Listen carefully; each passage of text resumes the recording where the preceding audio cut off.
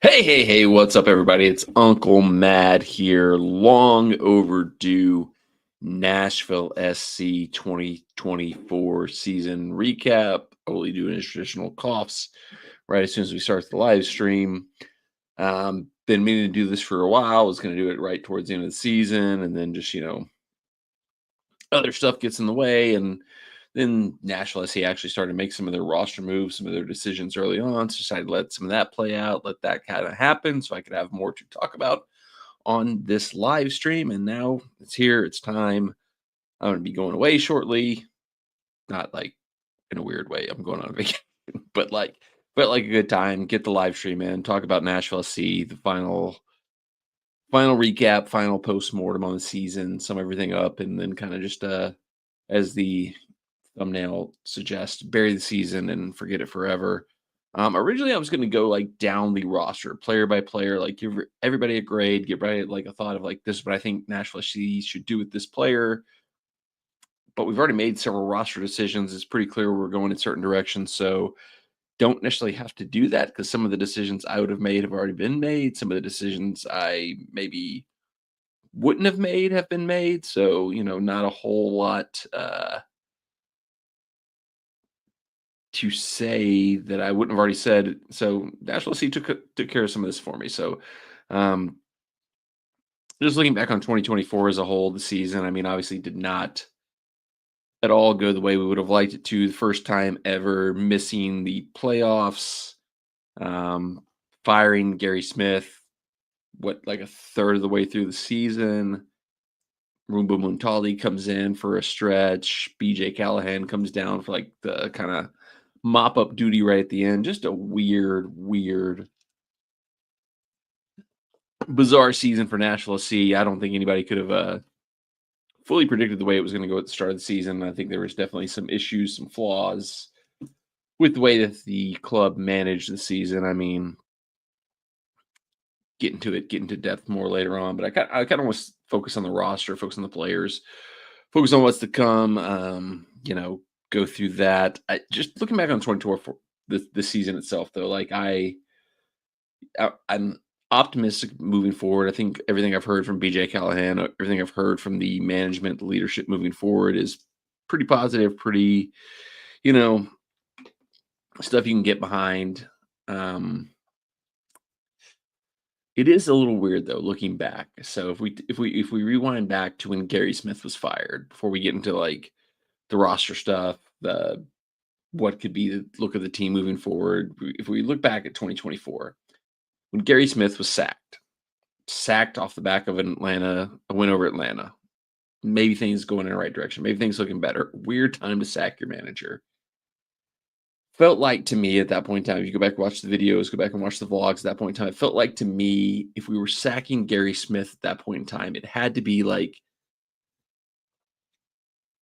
we knew there was no going forward with him and there was a clear plan to, you know, get a new manager in, quickly turn the tables, turn the tide, turn whatever, and get back on track. And that turned out to not be the case at all because, like, right when Gary Smith got fired, Mike Jacobs, our general manager, was coming out and saying, like, we felt we needed to make a move right now to save the season. This is a playoff caliber team. This is a cup caliber team. We need to get back into it. But then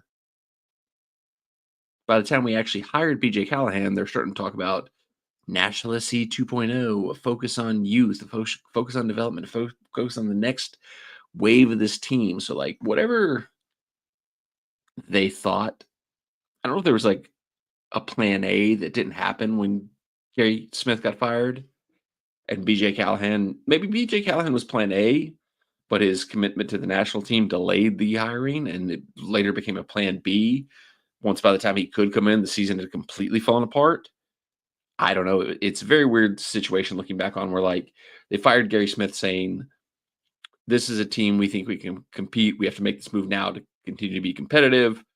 Then they hired BJ Callahan and like, this is a move looking to the future, Nashville SC 2.0, building from within, developing youth talent. It's like, wait a minute, these two things don't line up. And it is what it is. Whatever happened. Full season was a catastrophe. It's like hard to like really point blame. and whatever. German Rodri right in the chat said, I thought BJ would have been better than how he finished. I can't really like say too much about BJ yet, just because um, he hasn't had the chance to bring in the players he wants. He hasn't had the chance to really formulate the team as like coming in mid-season, especially in just the weird all over the place season Nashville SC had. I don't think any you could have hired Sir Alex Ferguson. I don't know that he could have come in and got anything going from this Nashville SC team this season. So, BJ, I think he's a long-term idea. I think that's the idea. Like that's the way they presented him when they started bringing him in. Like when they went from being like I was saying, when they fired Gary Smith, the idea was this is a competitive team that should be, in the mix for the playoffs, should be challenging for trophies. By the time BJ Callahan came in, they were like, well, this is now a developmental team where we're building for the future. So something switched at that point in time. So once the idea that BJ came in was that we're gonna look to the future, build for the future. I don't know you could fully blame him or, you know, throw anything under him. I think it's too early to pass judgment on what he did. Eduardo Sanchez says Nashville needs a new striker. I think they do need another goal scoring threat. I think Sam Surridge is probably one of the bright spots from the season. He was injured a lot the first half of the season. But the second half of the season, and especially when BJ came in, he did kind of find his form, scored a handful of goals late in the season, kind of looked like our, shades of what we hoped he was going to be as our designated player. So I don't necessarily definitely for depth, another striker would be good, but I think a key thing for the offseason, we'll get to the roster as we move forward, but another scoring threat. It can't be all on Hani. It can't be all on Sam Surridge. That's been the story for a while, is that we're too reliant on a few players. We need more players that can deliver. So striker, not necessarily that position, but another goal scoring threat, I think is going to be a huge thing going forward there. And I'll just let the chat run a little bit here. Rodri says, I hope they don't sell Jacob. I have a feeling that's keeled off a little bit because he was really good for, Canada in the summer internationals. And whether it was his play, whether it was just the general malaise that Nashville SC was in, he, did not necessarily follow up on the hot start that he had in the summer when he came back to Nashville SC. I think he finished the season with only 2 or 3 goals in MLS competition. So, there's a lot of promise there. There's a lot of potential there. We've seen since he came here that he's a, explosive, talented player. But I think the next thing for him is going to have to be consistently being the goal scoring threat. Like I just said with Eduardo, he's a player that needs to be scoring, 8, 9, 10 goals a season to be a player that can be considered to move to the next level, to be a player that can be moved on. And somebody just takes a shot on him, comes in, buys him in the winter, just to take a shot on a promising young player. But I think some of his stock went down, honestly, the latter half of the season last year for Nashville SC. I think he's a great player. Big fan of his. He's probably one of my favorite players on the team right now. But I think not getting the goals, not really delivering, those measurable things the later half of the season probably hurt the immediacy of maybe a move for him. I still think he's a guy that, if he keeps progressing, especially because I don't know how much European teams are watching Nashville SC. They may be watching what he's doing for the Canadian national team more. So if he gets back into form for them, and can get some of that form in Nashville SC, that's where he's going to get a move. But I think some of the, we loved you while you're here, Jacob, you're bound for Europe. I think he's still got the potential to do that. But I think he's got to kick it up a notch, take that next step forward with Nashville SC MLS before that becomes a thing. German says Daniel Rios has been good for Atlanta. Yeah, it's one of those things where it's injuries. Just he was so injured the whole time he was here. It's like Leal. I would not be surprised if whenever Randall Leal leaves Nashville SC, he goes somewhere and turns out to be a really, really good player, because he was a really, really good player the first few years here when he was healthy. But it's just the injuries, the health, and stuff like that. And Rios, he's found his form. He's found his injuries, behind him. It's been good for Atlanta. I would certainly rather have Rios than TL Bunbury. I don't want to hate on TL. TL's done what he needs to do. But as a secondary backup striker, I'd much rather have Rios right now, just to agree with you there. But that's a good starting point, talking through some stuff, just looking ahead. But like, let's look at the decisions that were actually made. Because like I said, I want to like kind of go through the roster. When I originally planned to do this video closer to the end of the season, I was going to make my predictions. I was going to make my recommendations for what Nashville SC should do with certain players. They've already made a handful of roster decisions that they already had to make. So like, we'll go through those now. So Josh Bauer, Brent Coleman, Drew Yearwood, their contract expired. No new contracts were signed as of yet, although Josh Bauer, he is in a weird spot where he's not been in MLS long enough to be eligible for free agency. So we're in like I guess like a weird like exclusive negotiating window with him, and like most of the expectations are that he'll be back, that we are going to re-sign him, which makes total sense. He showed this past season that he is a very not a guy you want to like plug in as your like regular first choice, center back, but he's a good depth piece to have because he can plug in at center back. He can also play right back in a pinch. So good player to have in the squad, not somebody you want to start that often. Probably started more games than we would have liked this past season.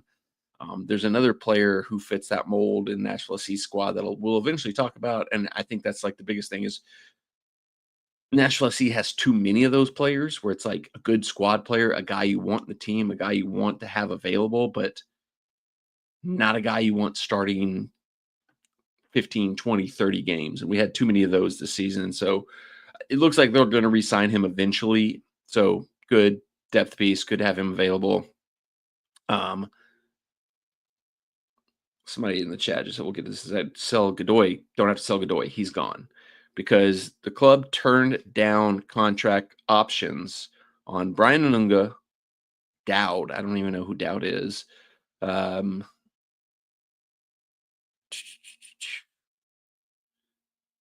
Gaines, Godoy. Godoy's gone. We had a contract option on him. Did not know it. He's a free agent. He's gone. Okay, I think I'm looking at this wrong. I'm looking at the wrong thing here. Hang on. Retract. I was looking at the wrong thing. I was looking at what players. That was something I had saved that I was going to be talking about what might happen with the roster. Give me 2 seconds because just to Rodri, who in the comments said sell Leal, sell Godoy. I'll talk about Leal in a little bit, but Godoy is gone. We declined his contract option. He is officially no longer a Nashville SC player. Could there be a scenario where they negotiate a new contract and bring him back as a free agent? Potentially, but it seems like, from some of the things Mike Jacobs said, he did an interview with a radio show and with Valaire. Look up Valaire. He's great at covering Nashville SC. It seems like they have decided, similar to what they did with Dax last season, is that, it's better to move forward without Godoy at this point in time. So Godoy, he's gone. Don't have to sell him. He's gone. He's off the books. Roster decisions. Here's what I'm looking for. All right.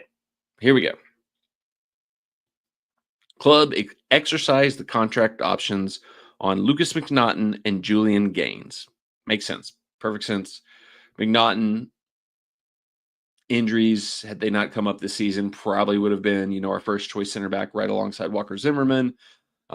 Julian Gaines, I feel bad for his brother that we had at the start of the season because I feel like we almost brought in the older brother to get the younger brother because we traded away the older brother pretty quickly, but younger brother popped in, got some options, got some games, got some minutes, looked pretty solid.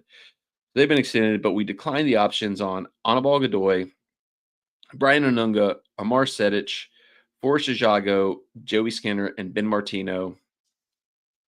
Godoy, Anunga, and Sedic will enter free agency, which begins on December 12th. Drew Yearwood and Brent Coleman, who are both out of contract, are also set to become free agents. In addition, Nashville revealed its contract negotiations. It revealed it is in contract negotiations with Josh Bauer, whose contract is up. So just kind of go through that real quick. We'll go with those players real quick. Like, Godoy, as Rodri here said, sell Leal, sell Godoy. We'll get into Leal later because he's, for better or worse, he is still on the roster. But Godoy,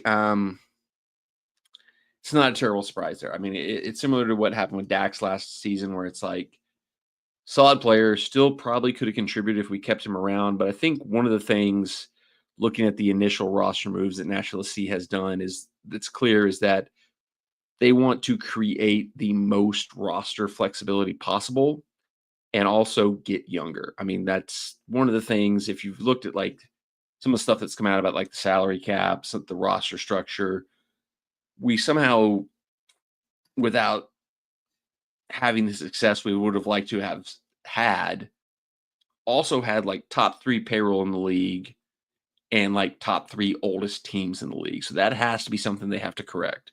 And that's the start of that is, so Godoy, a guy, you bring him back, there's not a clear replacement, not a clear upgrade available. But I mean, open up some roster flexibility, open up some salary cap space. I don't know if he was taking an international spot or not. Like, I don't know what his status was in regards to that, but just, it was time to move on, as was said earlier, makes sense there. Ambar said it. I feel bad for him. I thought he was a player I liked. Like when he came in, every time he came on into the games, he gave us something a little different than any of our other midfielders gave. I always wanted to see more of him. I always wanted to get him more of a run in the team, but just for whatever reason, across 3 different managers, he never seemed to get anybody's trust, get anybody's faith, get anybody who wanted to see him continue on and give him more chances to play. So he's gone now, but he was just kind of more of a squad player for the most part. I was a little bit surprised to see Brian Anunga not renewed, just because it seemed like BJ was playing him a lot in those last few games, and he was probably playing some of the best soccer. Like, I've never been a huge Anunga fan. He gives you he's another one of those guys, useful to have in the squad, but he's probably not somebody you want to start a lot because he doesn't have the right passing range. Every once in a while, he gets a little reckless in his tackles, can be a liability there. But he's a good enough player that you'd like to have him there and available. But it seemed like BJ liked him because BJ was kind of starting him a lot down the stretch. But once again, he may be one where they decided, we'd rather have the roster flexibility to like make new moves than tie ourselves to him again. Similarly, like Forrest Ajago, fan favorite this past season, hit the ground running, scoring a brace in the CONCACAF Champions Cup against Mocha, the Dominican Republic team that played, seems like a decade ago at this point in time, how long ago those matches were. But he definitely took up an international spot because that was one of the reasons why he was only playing Champions Cup at the start of the season, and it was only brought into the MLS squad 2-3 months into the season. Definitely think, looking at it, it's like it makes a lot of sense. Like he has some potential. He has like something you could maybe develop, maybe you could grow into something. But right now, needing maximum roster flexibility, don't want to necessarily tie up a valuable international roster spot with a 3rd, 4th choice striker who's a project. So, and I don't know, maybe there's a scenario where they can re-sign him to a contract with Huntsville, let him develop down there, and maybe potentially keep an eye on him for the future with the MLS. But I mean, I think we have this other guy, Wubin Pachias, who was on fire the second half of the season for Huntsville, who's technically similar situation to Forrest. He was signed to Nashville SC, loaned to Huntsville because we needed an international spot for him.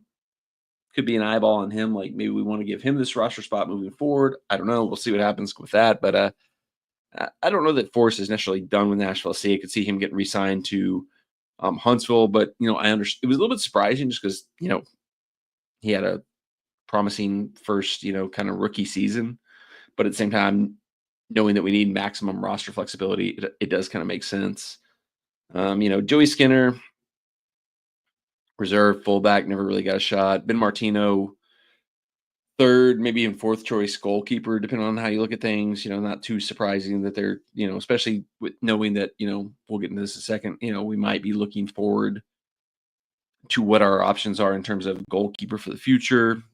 Move on from a guy that we've already decided probably isn't the guy. Coleman brought in, it was almost like an internet meme signing. Like, everybody was like, he played in like the open scrimmage that we had at Geodis Park for the season, and like all the fans who went to that were like, Oh, they call him Dad. Dad, we got to sign Dad. We got to sign Dad. And we signed Dad. And the handful of times Dad played, he looked like somebody like me. He looked like somebody my age, somebody who was a dad trying to play out there. He got kind of run off the pitch. So, we got some good young center backs in the academy. We signed the kid Applewhite to a new homegrown deal. But we've signed several players homegrown deals yet. We haven't really seen them matriculate up into the senior squad. So I don't know that initially is what's going to happen. But I mean, if the idea is BJ Callahan has been brought in to be the guy who progresses youth into the first team, you know, Applewhite getting games down in Huntsville, potentially being a fifth choice center back, called up occasionally to Nashville SC is probably better option than Coleman, almost certainly, moving forward. So that makes a lot of sense. A little disappointing the whole way the Drew Yearwood situation played out. I thought he was like a good player. I think he did some good stuff for us. Like he was injuries on and off, like kept him out of the team. He never seemed like to hit his full form. Feels like he's a player who could contribute, who could be a solid addition for us. I think the biggest thing that went against him in terms of us bringing him back is that we were able to use a U22 initiative signing for him last season, which, is one of those roster mechanism things or whatever. And he's now going to be too old for that. We can't do that again. He'd have to sign as like a full player, probably take an international spot, probably take up Tam Gam, who knows what else. And so just, would have liked to see him come back because I thought there was some decent stuff from him this season. But, from the roster perspective, the way the weird MLS roster rules are makes sense that, he probably is one that has to go. Yeah, I think that's it from like the main kind of roster stuff there in terms of the initial decisions. German Rodri says, I really hope we start Jonathan Perez. He's very talented. Yeah, like in flashes, the time didn't get to see a whole lot of him, but everything we saw from him down the stretch, is a very similar pattern to what we saw with Schaffelberg, where he's a young player that, Galaxy needed to move on to free up some opportunities for them to sign some other players. Came in, flashed, looked pretty solid for us. I think we have a pretty much like easy buy option on him. I don't think it's going to be any kind of significant thing for them to do that. I'd be honestly shocked if they don't, execute the buy option. I think there's even an option where they could just bump the loan for another season too, where it to even further make it a more flexible deal. So he'll be back next season. He'll be in the mix. Hopefully we'll see more of him, as you said. But yeah, that kind of goes through the players that we officially have kept, officially we have not left. I kind of want to go through the current actual roster. What remains, what's left from that, player by player, just kind of look through and see, there's probably a few other players that if we can move, we probably should move. There's probably a couple other players that maybe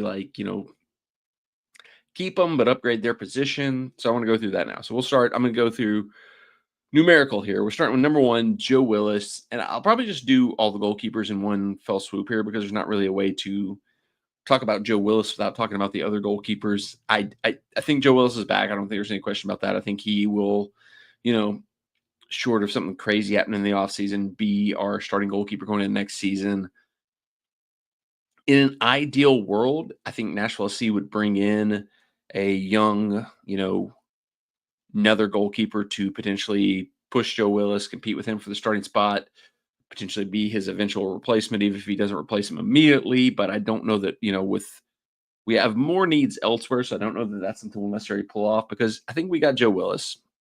We got Elliot Panico, who's, he's been given a few chances. He's knocked on the door of knocking Joe Willis out of the starting spot, but his, shakiness on the ball, his, kind of that stuff that you need your goalkeepers to have in modern football, modern soccer, whatever you want to call it, he doesn't quite have. So, I think we've got a good solid 1-2 punch. Joe Willis, solid starter. Something happens, Panico has come in, solid number 2. Don't think we have a keeper for the future. Don't necessarily think we have to do it to be it. Like I said, ideal scenario, off-season, find a future goalkeeper. But, I mean, it's not as huge of a priority as other positions are. So that's Joe Willis. That's Elliot Panico. That's the goalkeepers from Nashville SC. Dan Lovitz, I love Dan Lovitz. There's no way around it. Like, you watch the vlogs, the game day vlogs, we're always chanting, "Come on, Dan. Go Dan, go Dan." I think there was a guy behind us that started that and we just kind of jumped on it.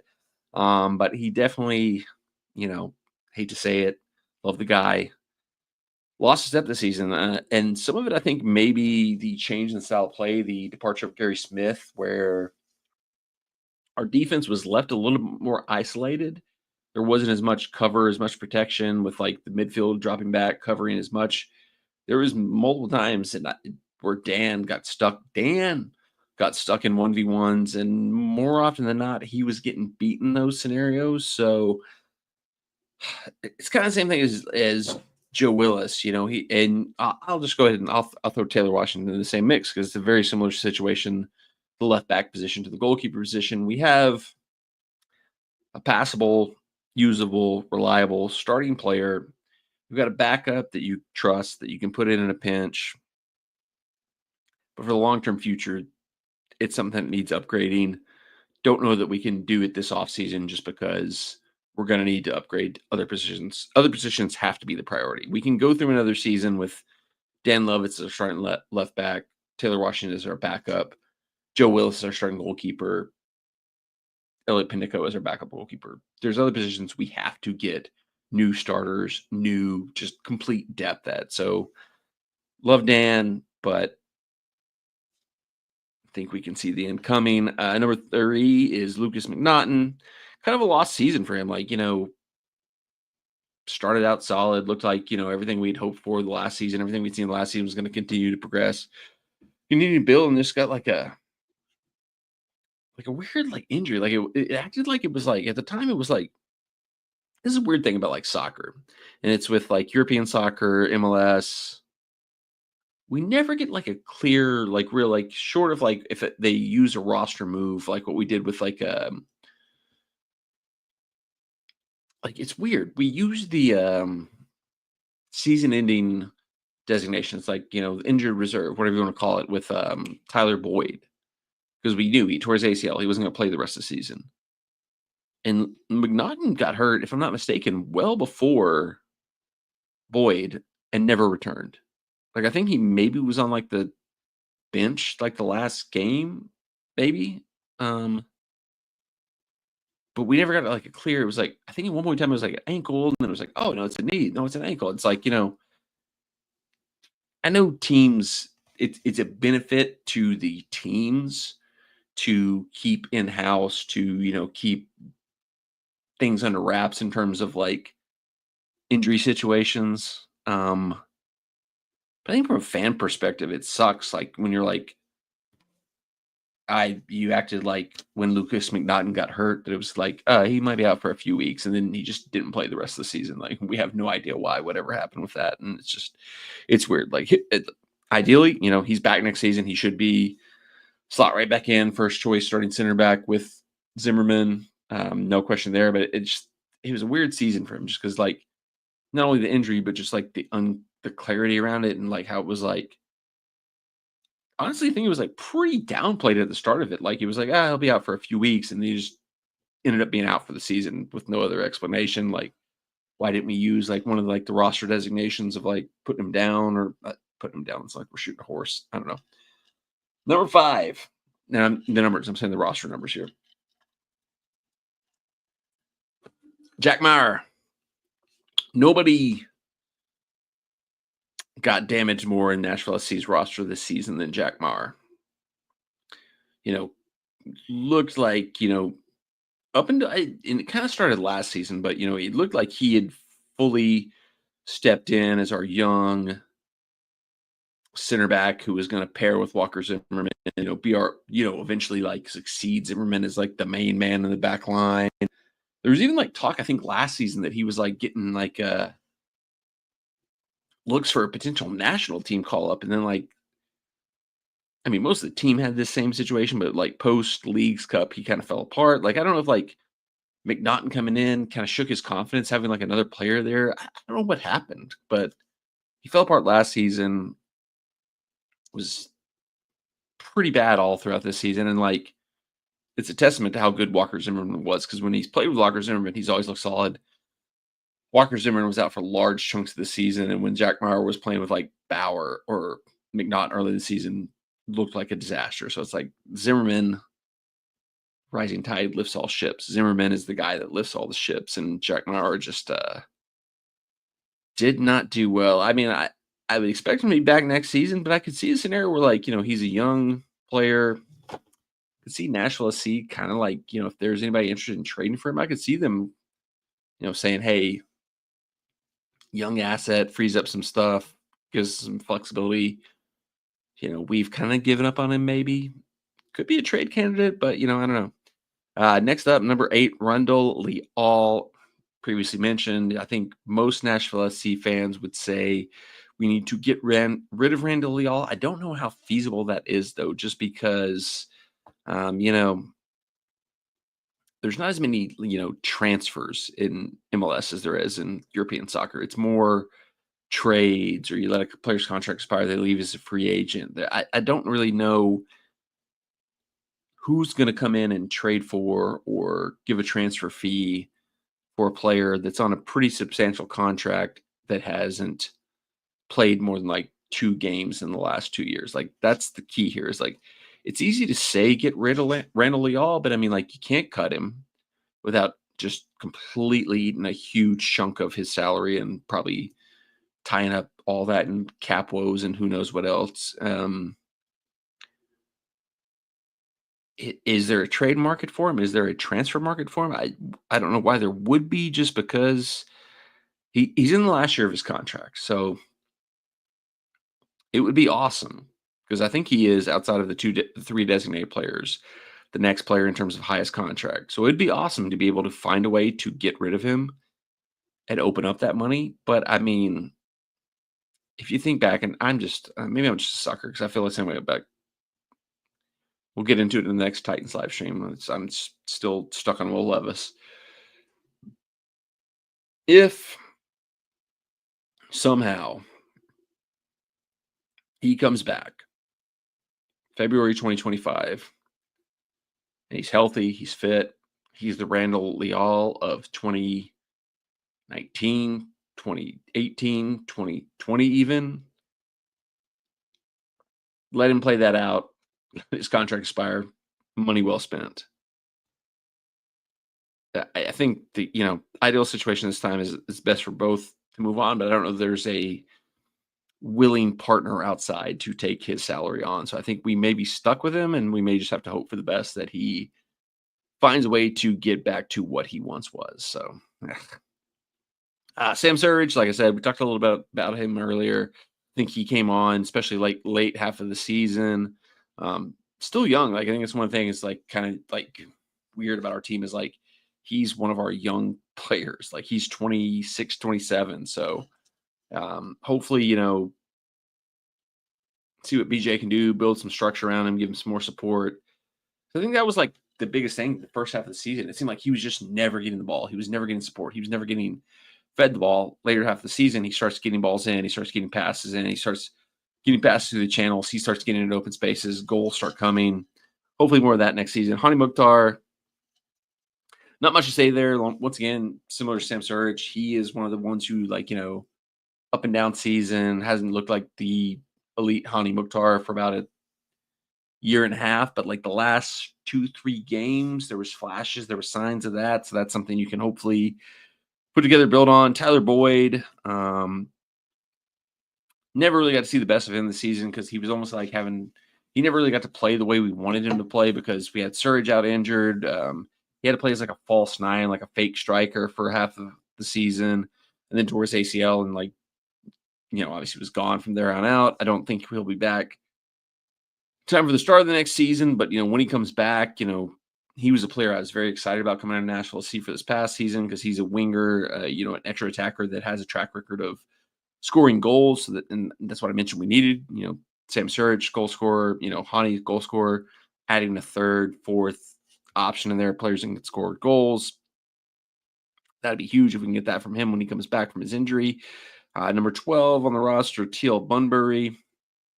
He's fine. I had some hate for Teal in the past.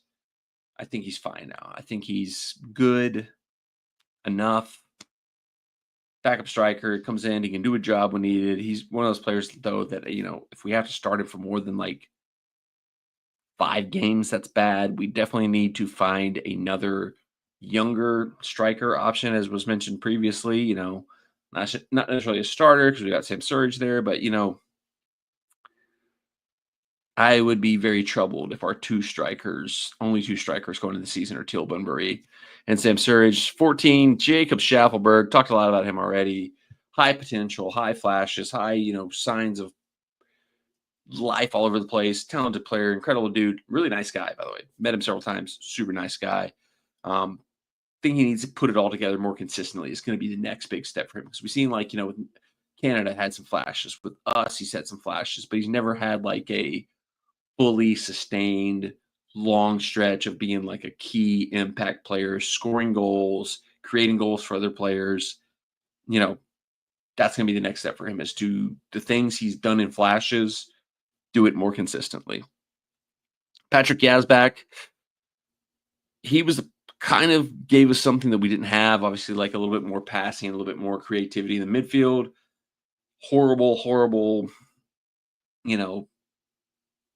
incident that he had on the field that he, seemingly, haven't heard anything since then, since he's come back from it. So it seems like, hopefully, for the most part, that was just like flash in the pan, once in a lifetime thing. Don't, think of him as a terrible person, hopefully, moving forward. But I think, he's a piece that can be built on, because obviously, looking at, we've let Drew Yearwood go. We let Godoy go. We let Anunga go. Just by numbers, we have to rebuild central midfield, and he is going to be a key cog in that. Like, getting players that can complement what his strengths are, because he's already there, has got to be the key thing for this offseason. Like, he can be, I don't think he's not a 6. Can he be the 8? Can he be the box to box guy and play, or find, that kind of 6-8 hybrid double pivot guy to partner with him is going to be the key thing we have to do this offseason. Spoiler alert, looking ahead, what we need to do this offseason, that's going to be the biggest thing, getting that next guy. And then there's some, rumors about players that are coming on already.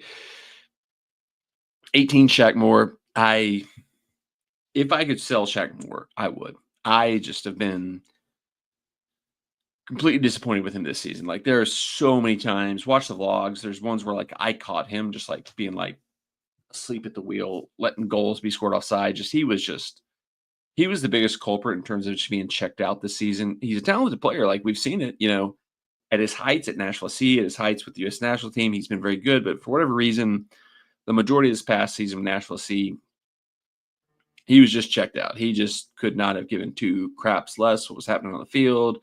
Managerial changes probably didn't help, where he's like, I don't got to play for this guy because there's another guy coming in a couple weeks. That's always a terrible thing to go through with players.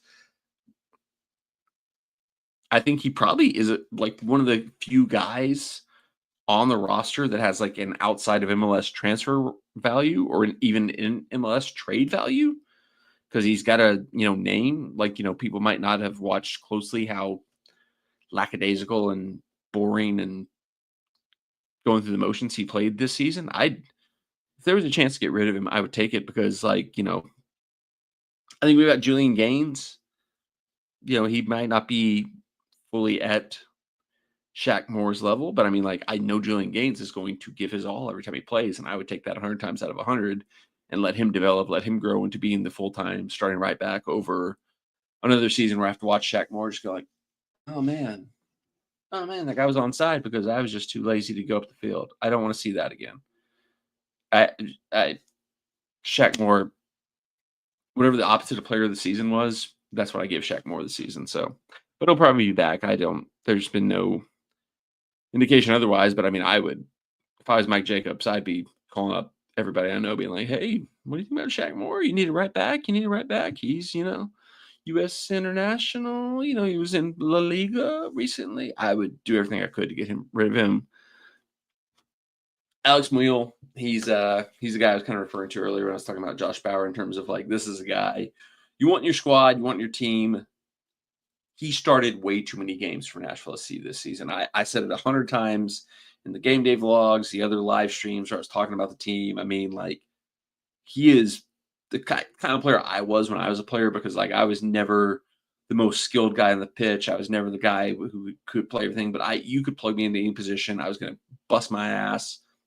I was going to work my butt off. I was going to like cover every blade of grass, do what I can, but ultimately, like, you do need the skill. You do need the ability. Like I crazy amount of times this year where like we created a great scoring opportunity and somehow Alex Muyl ended up being on the end of it and just didn't score. I heard multiple people in like the post game like radio shows, post game podcast, even like BJ Callahan, even referencing like Alex Muyl. It was a great season for him. He scored his like highest total ever, was like 4 goals. I'm like celebrating the kid. That this guy scored 4 goals. It was the best ever season. He scored 4 goals. He was in position where he could have scored 15 or like 20. Good guy in your squad. He can play right back. He can play center mid. He can play wing, left wing, right wing. Don't let him start 20 to 50 games. Can't happen again. Taylor Washington, 23. Already talked about him a little bit when we talked about Lovitz. John Perez, referenced him a little bit earlier. Yeah. Bring him back, give him more opportunities. Zimmerman, not much to say there. There's been like, some talk, he is getting older. There's not many designated players, center backs in the league. Talk of, this is the last year of his contract. Do they maybe look for a trade for him to try to open something up there? Do they try to extend the contract and renegotiate to where it's not a designated player contract moving forward? Seems unlikely because he's in a better position to just wait and be a free agent than doing that. I think he was the MVP this past season. We'll see what happens the way they rebuild the roster moving forward. But I mean, like, the difference in our team when he was playing and when he was not playing was just so noticeable. So, like, unless we can't go, like,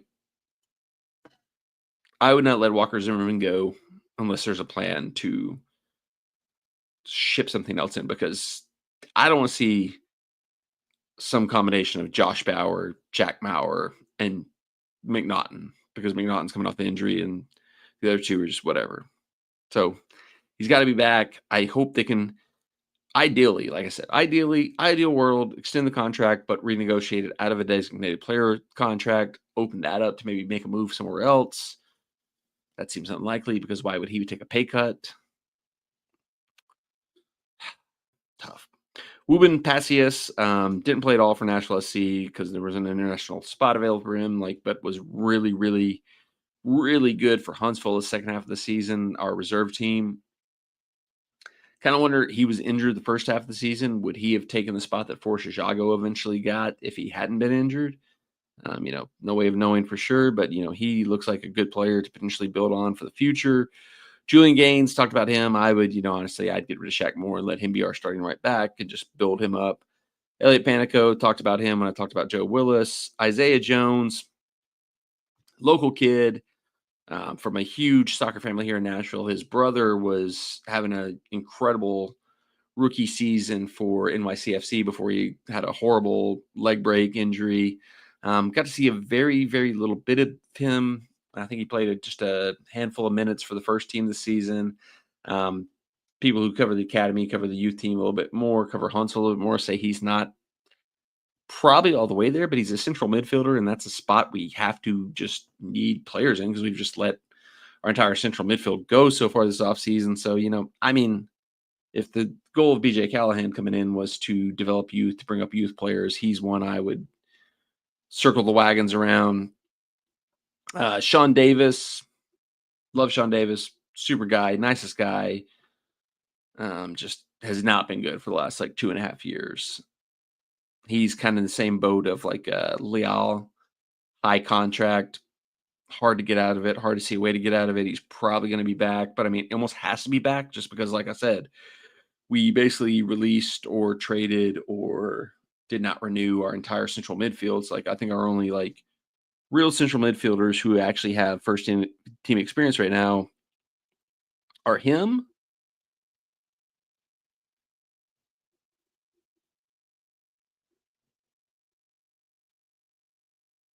And Yazbak. So in terms of real central midfielders, 6'8" type players, We got two on the roster, and then Isaiah Jones, the young players, kind of in that mix. So he's going to have to stick around just because we need players there. But I mean, I love him to death. Great guy. Met him several times, but he's just not been. His first year here was great. Like he hit the ground running, looked like the player we needed, and then just whatever reason, kind of fallen off the last 2 years. And the only other player currently listed on the first team roster is Adam Sipich, a striker. The first player we ever signed to a homegrown contract, has not played a single minute for the first team. I don't even think he's made a match day squad for the first team.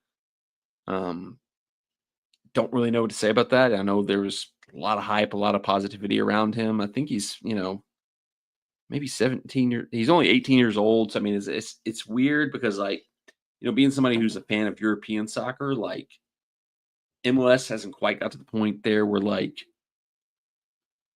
if you're not, in European soccer, if you haven't broken into the first team by the time you're like 19, 20, or even 17 or 18, you're shipped off to the next club or whatever. So it's like it's not that way in MLS right now. So I guess he's, should be expected to have more time, but it's almost like a bad thing getting that like first team contract, that homegrown player contract, and just not sniffing the first team at all. 40 appearances for Huntsville, 6 goals for them. I would expect that continue, maybe with, Forrest not being re-signed, not having a whole lot of options in terms of what to do with striker. Maybe he kind of comes in as a third choice striker next season. I'd like to see that because I think that would be a big thing. I mean, like that's been the big talk. That's all they've sold. That's all, Ian Ayre. That's all BJ Callahan. That's all Mike Jacobs have sold since this new Nashville SC 2.0 era started. Was we're going to build from the thin. We're going to start with the youth. This is going to be a youth first team. It's going to be a project build within type team. So, your first homegrown player, he's probably a good person to see get moved into the first team and get some opportunities at some point in time. So we'll see what happens there. But all right, that's roster breakdown. That's, the recap of everything. Just looking back, I do kind of wonder, had we not fired Gary Smith, would this have still been a playoff team? I think so. I think, Gary just had that knack of it wasn't going to be pretty. It wasn't going to be, always the most fun soccer to watch, but he would find a way to get the results needed, get us in the playoffs. But ultimately, is that what we wanted? Do we want to just be able to say, check, made the playoffs, 5th straight season, hooray, got knocked out in the first round? Probably not. We probably needed at this point in our history to start looking to the future, start looking at what's next, start looking at the next evolution of Nashville SC, which is why it was so stupid that when they fired Gary Smith, they were like, well, now we're looking for a coach to come in who can take us in the right direction because this is a playoff ready team. This is a cup ready team. It's like, that was not true at all. That was wishful thinking at best. And I think they figured that out over the couple of weeks when Ruben Montali was in charge and things didn't go so well. And so I don't really know what even to think. We'll break it down more closer to the start of the season when we make some moves, when we bring some new players in, because we'll have a better idea at that point in time. But I really don't know what to think. What's going to be 2025 for Nashville SC? Like, are we, when you got a Honey Mukhtar, when you got a Walker Zimmerman, when you got a Sam Surridge, feels like that's a core of players that you should try to build towards challenging for some trophies. But I don't know that they can with the roster limitations they have. And there's been so much talk since BJ came in that it's going to be about youth. It's going to be about development. It's going to be about growth from within. Kind of feels like they're going to ride out one more season with what's left of the original core, and then fully probably blow it up next offseason. So next season, it's too early to say this, but, just kind of my early expectation is I kind of think in 2025 Nashville SC might be a wash. It might be very similar to what we're seeing from the Titans right now, where they'll try to put a competitive team out there, but ultimately it's just a kind of new era, new coaches, get the best out of it you can, but ultimately start putting an eye towards the future. Which sucks as a fan because you want your team to be out there competing and trying to win. every single season. So I don't know. We'll be here for it though. I'll never, give up on you. That's the slogan. That's what we say. So we'll have more coverage of Nashville SC. If there's any major news that comes out in the off season, we'll pop up and do some pop-up streams here and there. Certainly by the time we come back around for the start of the season in February, we'll do some season preview stuff, some updates there. So, that'll be what's to come. But kind of going to be heavy on Titan stuff for the next few months, unfortunately, because they're in season. Oh, God. We'll have a tomorrow. I don't know when. If you're watching this live, tomorrow, Saturday, November 9th, we will do our weekly live stream. It'll be a special double NFL live stream because I'm going to be out of town for the next 2 weeks of NFL football. So I'm going to double up and predict 2 straight weeks of football. It's going to be crazy. I'm going to try to do something unseen, undone before. I'm going to travel through time, predict this week's games based on what I think is going to happen in those games. I'm going to travel forward a week and predict the next week's game. So Titans versus Chargers, Titans versus Vikings, and the full slate of everything else is going to be going on in the NFL for 2 weeks. So subscribe, turn the bell on for notifications to get alerted whenever that goes live. It'll be tomorrow, like I said, Saturday, February. Time travel's already started. We'll go live Saturday. I almost said it again. Saturday, November the 9th at some point in time. So stay tuned for that, for NFL Titans stuff, Nashville SC stuff. We'll pick back up a little closer to the season. But I've been teasing it. The next big thing, our usual Bahia Caribbean vacation is coming up. So a ton of vlogs coming from that within the next week or so. So stay tuned for that. More Jess to highlight the star of the show. She'll be in the channel a lot. Thanks for watching. Thanks for bearing with me through what has been unquestionably the worst. I mean, it's just statistically, historically, just factually, the worst season in Nashville SC history. Hopefully, we'll have more fun stuff to talk about in the future when it comes to the boys in gold. Wore the black jersey, the boys in black jersey, because they officially retired this jersey. This is the last season. This is officially their change away kit. So we'll get a new one next season. I'm sure they'll do some kind of event, some kind of special launch for that. So it's a great kit. I mean, this honestly might be the highlight of the first 5 years of Nashville SC is this jersey. I don't know. Thanks for watching. Thanks for sticking with me through the tough times. And, hopefully the good times will be right around the corner. Enjoy your life. Enjoy your bagels.